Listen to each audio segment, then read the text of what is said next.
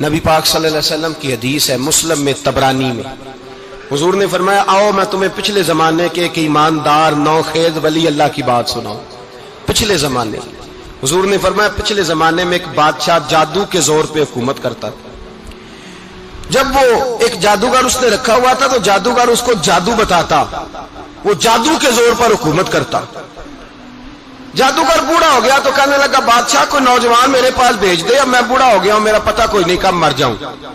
ایک نوجوان کی ڈیوٹی لگائی، بڑا زیرک سمجھدار، اپنے رعایا میں سے چن کے جو ذہین فطرت مزاج بچہ تھا وہ اس نے لگایا۔ اللہ کے محبوب علیہ الصلوۃ والسلام فرماتے ہیں بچہ جادو سیکھنے لگا، وقت گزرنے لگا۔ بچہ جب جادو سیکھنے جاتا تو رستے میں ایک راہب بھی تھا جو انجیل جانتا تھا، وہ اللہ اللہ سکھاتا، لوگوں کو حضرت عیسیٰ علیہ السلام کی تعلیمات سے آگاہ کرتا۔ اس نے دیکھا کہ یہاں بھی لوگ اکٹھے ہیں تو وہ بچہ اس راہب کے پاس بھی اٹھنے بیٹھنے لگا۔ اب جب اس کے ساتھ اس کی گفتگو بڑھنے لگی تو اس کو باتوں میں لذت آنے لگی۔ اس نے راہب نے پوچھا کہ تو کون ہے اور کس طرح سے آیا ہے، کیا تیرا معاملہ ہے؟ اس نے کہا جی میں جادو سیکھنے جاتا ہوں، آپ کی باتیں مجھے بڑی اچھی لگتی ہیں۔ اس نے کہا دین سیکھ، جادو سیکھنے والے کافر ہو جاتے ہیں، قرآن و حدیث سیکھنے والوں کو اللہ کامل ایمان عطا فرماتا ہے۔ فرمایا یہ سیکھ۔ بچہ بیٹھنے لگا، اس کے پاس آنے لگا، باتیں دل میں گھر کرنے لگی۔ ایک وقت آیا کہ مسلمان ہو گیا، اور مسلمان کیسے ہوا؟ بچہ کہتا ہے میں تجربہ کر کے ہوا۔ اب میں تھوڑا سا وقت جادوگر کے پاس بھی جاتا اور باقی سارا وقت وہاں بیٹھتا۔ میں ایک دن جا رہا تھا تو رستے میں اژدہا تھا، بہت بڑا سانپ تھا، رستہ روک کے کھڑا تھا۔ یہ حضور نے بیان کی حدیث۔ نبی پاک صلی اللہ علیہ وسلم فرماتے ہیں بچہ کہتا ہے کہ رستے کے اندر سانپ ہے، رستے بند ہے، لوگ چھتوں درختوں پہ چڑھے ہیں، راش ہے۔ کہتے چھوٹا سا روڑا میں نے اٹھایا تو میں نے کہا اللہ اگر جادوگر سچا ہے تو اسے مار دے۔ چھوٹا سا روڑا میں نے پھینکا، اژدہا کوئی نہ مرا۔ پھر چھوٹا روڑا اٹھایا، میں نے کہا اللہ اگر وہ عالم سچا ہے تو اسے مار دے۔ اب جب میں نے روڑا مارا تو اژدہا مر گیا۔ میرے اندر سے گواہی آئی نہیں دین کی باتیں سچی ہیں، نہیں قرآن کی باتیں اسلام سمجھانے کے لیے عرض کر رہا ہوں، اگرچہ اس دور میں انجیل تھی، اللہ رسول کی باتیں اچھی ہیں۔ کہتے میں مسلمان ہو گیا، اب میں نے راہب کے پاس ہی رہنا شروع کر دیا، جادوگر کے پاس چھوڑ دیا اس بچے نے آنا۔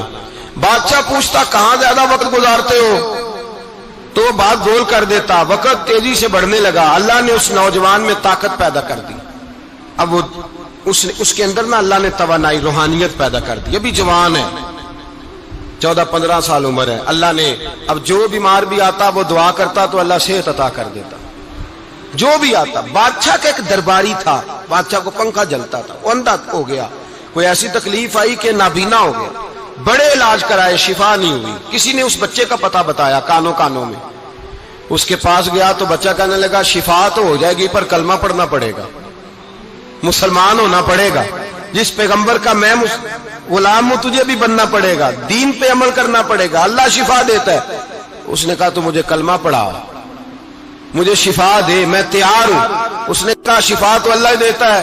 اس نے اللہ تبارک و تعالیٰ کا ذکر کر کے دعا مانگی، یہ مسلم شریف میں حدیث ہے، طبرانی میں موجود ہے۔ اللہ نے اسے شفا دی، اس نے کلمہ پڑھنا شروع کر دیا۔ یہاں ایک نقطہ لکھا ہے ہمارے علماء نے، کہتے ہیں جب اللہ ولایت عطا کرتا ہے نا تو یہ سفید بالوں والے کا حصہ نہیں ہوتی۔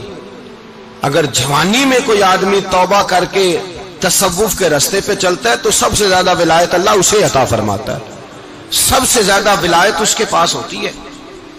ابھی اس کے بال کالے ہیں، چڑھتی جوانی ہے، دعا کی تو اللہ نے، اور حدیث پاک میں موجود ہے کوڑے آتے تو شفا یاب ہو جاتے، اندھے آتے تو شفا یاب، برس والے آتے تو اللہ سے دے۔ جوان ہے، بادشاہ کے پاس وہ واپس گیا، وہ جو آدمی جس کی آنکھیں ٹھیک ہوئی تھی۔ بادشاہ نے پوچھا کہ کیسے شفا ملی؟ تو کہنے لگا میرے رب نے شفا دی ہے۔ بادشاہ سجدے کراتا تھا، اپنے آپ کو منواتا تھا معاذ اللہ، کہنے لگا میرے علاوہ کون رب ہے؟ اس نے کہا وہی رب ہے جس نے تجھے پیدا کیا ہے، اور وہی رب ہے جس نے مجھے اندھے کو آنکھیں دی ہیں، وہی ہے میرا مالک۔ کہا اچھا تو مجھے نہیں مانتا؟ کہا نہیں میں اپنے رب کو مانتا ہوں۔ بادشاہ نے اسے سزا دی، ستایا، اس نے بچے کا پتہ بتایا، پھر بچے کو بلا کے ستایا تو اس راہب کا پتہ بتایا، راہب بھی قتل ہو گیا، نابینا بھی قتل ہو گیا۔ بادشاہ نے کہا سپاہیوں سے اس بچے کو لے جاؤ اور پہاڑ کی چوٹی پہ جا کے نیچے پھینکو تاکہ مر جائے. بچہ پہاڑ کی چوٹی پہ گیا تو ہاتھ اٹھا کے کہنے لگا یا اللہ میرے لیے نہیں اپنے لیے، میرے لیے نہیں اپنے لیے انہیں اپنی قدرت کے جلوے دکھا.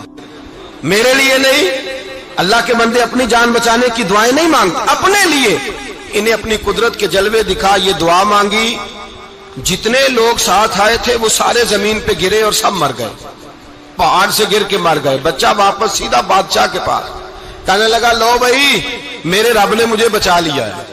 جوان کا ایمان دیکھو، میرے رب نے مجھے، بولو میرے اللہ نے مجھے ایمان کی گواہی دے رہا ہے، میں بچ گیا ہوں، تو جھوٹا ہے، میرا رب سچا ہے. اس نے کہا لے جاؤ اس کو دریا میں، کشتی میں بٹھاؤ، بیچ دریا کے جا کے دھکا دے دو. بیٹھے کشتی میں، دریا کے بیچ گئے، اور جب جا کے وہاں اس کو دھکا دینے لگے تو اس نے کہا اللہ میرے لیے نہیں اپنے لیے انہیں اپنی قدرت کے جلوے دکھا. بس ایک طوفان سا آیا، جتنے سپاہی ساتھ آئے تھے ڈوب کے مر گئے. وہ بچہ اٹھا اور سیدھا پھر بادشاہ کے پاس، اسی کے پاس کہنے لگا لو بھائی میرے رب نے مجھے بچا لیا ہے، تیرے پاس آیا ہوں. وہ کہنے لگا تو کیا مصیبت میرے گلے پڑ گئی ہے، کیسے جان چھوٹے گی؟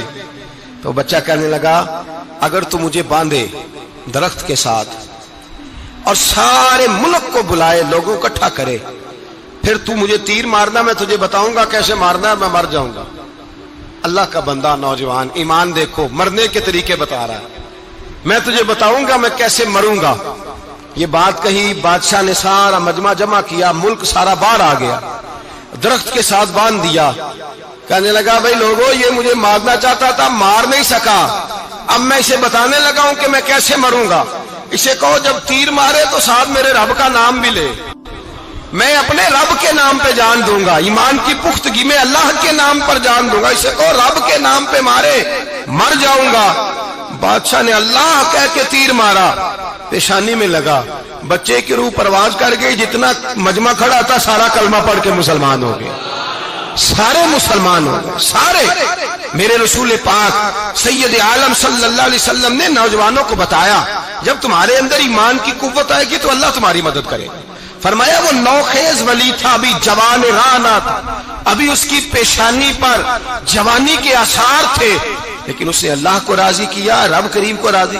ولایت کا مطلب بڑھاپا نہیں، ولایت کا مطلب وہ نہیں کہ جب بڑا لمبا وقت گزر جائے تو پھر آدمی آئے کہ نہیں اب کیا کرنا ہے، اب مسجد ہی ہے، اب تو اس کے علاوہ گزارا ہی کوئی نہیں. تو اس وقت کا آنا اللہ کی بارگاہ میں قبول تو ہے، لیکن شاباشی اسی کو ملتی ہے جو جوانی کے وقت آئے، جو عین اس وقت آئے جو وقت میرے رسول پاک علیہ السلام کے غلام عبداللہ ابن عمر، حضرت عبداللہ ابن عمر رضی اللہ تعالیٰ عنہ فرماتے ہیں کہ میں نکلا، مجھے سفر کے لیے جانا تھا، تو تھوڑی سی کھجوریں، تھوڑا سا سرکہ، ایک شہد کی بوتل، چیزیں میں نے سفر کے لیے ساتھ رکھ لی. میں جب مدینے سے باہر صحرا میں نکلا نا تو رمضان نہیں تھا، غیر رمضان تھا. میں نے ایک نوجوان کو دیکھا بکریاں چرا رہا ہے، بکریاں چرا رہا ہے. اے جوان، آپ فرماتے ہیں اس کا چہرہ بڑا نورانیت والا، گرد پڑی ہوئی پر بڑا حسین. فرماتے ہیں میں نے اس کو کہا کہ آ جاؤ کھانا کھا لو، روزے بھی نہیں تھے. کہنے لگا نہیں میں نے روزہ رکھا ہوا ہے. فرماتے ہیں میں نے کہا پتہ کروں کہ نیرا نیک ہی ہے کہ پرہیزگار بھی ہے.